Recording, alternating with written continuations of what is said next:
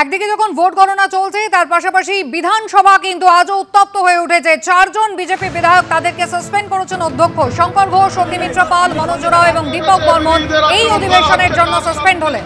তুমি জবাব দাও, সদনের ভিতরে বেছে বেছে বিরোধীদের আক্রান্ত করা হচ্ছে কেন? তার স্বার্থে স্পিকার তুমি জবাব দাও।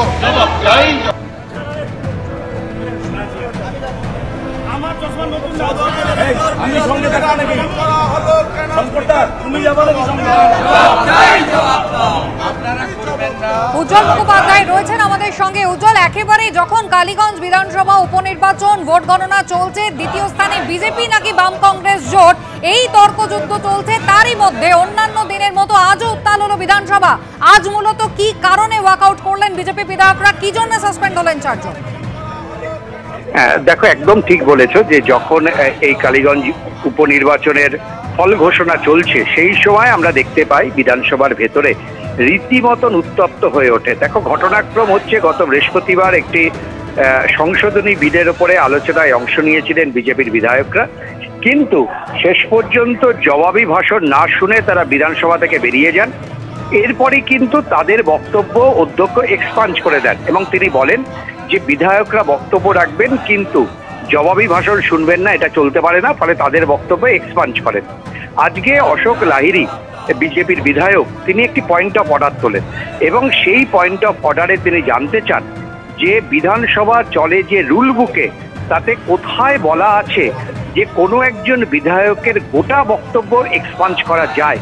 তিনি পয়েন্ট ধরে ধরে বলেন যে অধ্যক্ষ কোনো অসংসদীয় শব্দ তিনি বাদ দিতে পারেন বা কোনো একটি শব্দ যেটা এই বিধানসভার সঙ্গে সম্পৃক্ত না সেই শব্দ তিনি বাদ দিতে পারেন, কিন্তু রুলিংয়ে কোথাও বলা নেই যে গোটা বক্তব্য তিনি এইভাবে বাদ দিতে পারেন। এরপরে আমরা দেখি চন্দ্রিমা ভট্টাচার্য তিনি বক্তব্য রাখতে ওঠেন এবং তিনি বলেন যে বিধায়করা বলবেন কিন্তু মন্ত্রীদের জবাব শুনবেন না, এক্ষেত্রে অধ্যক্ষের 100 ভাগ অধিকার আছে যে সমস্ত বক্তব্য বাদ দেওয়ার। এরপরে কিন্তু শুরু হয়ে যায় তুমুল গন্ডগোল। বিজেপি বিধায়করা তারা প্রথমে নিজেদের জায়গায় থেকে তারা স্লোগান দিতে থাকেন এবং মূলত তাদের স্লোগানের লক্ষ্য ছিল অধ্যক্ষ চেয়ার, এবং তারপরে তারা আমরা দেখতে পাই যে ভেতরে কাগজ ছিঁড়তে থাকেন এবং তারা স্লোগান দিতে থাকেন। দীর্ঘক্ষণ এই অবস্থা চলতে থাকে এবং সরকারি দলের বিধায়করাও কিন্তু পাল্টা স্লোগানে মেতে ওঠেন এবং তারাও কিন্তু পাল্টা স্লোগান দেন।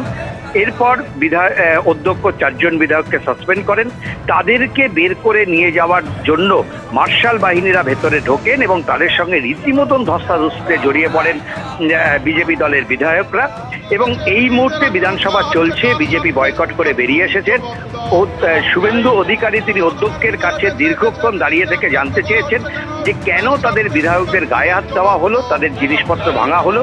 অন্যদিকে একটি ছবি আমরা যেটা দেখতে পাচ্ছি সেটা হচ্ছে বিধানসভার যারা নিরাপত্তা রক্ষী তারা অভিযোগ করছেন এবং তাদের যে ছবি দেখা যাচ্ছে যে তাদের হাতে কিন্তু ব্যান্ডেজ বাঁধা এবং তাদের অভিযোগ যে বিজেপি দলের বিধায়করা তাদেরকে গায়ে হাত দিয়েছে, তাদেরকে মারধর করেছে এবং তারা এইভাবে আঘাত পেয়েছেন। ফলে বিধানসভার এই অধিবেশন শেষ হলে তারা যাবেন অধ্যক্ষের কাছে নালিশ জানাতে, এমনটাই কিন্তু বিধানসভা সূত্রে জানা যাচ্ছে। উজ্জ্বল, ধন্যবাদ।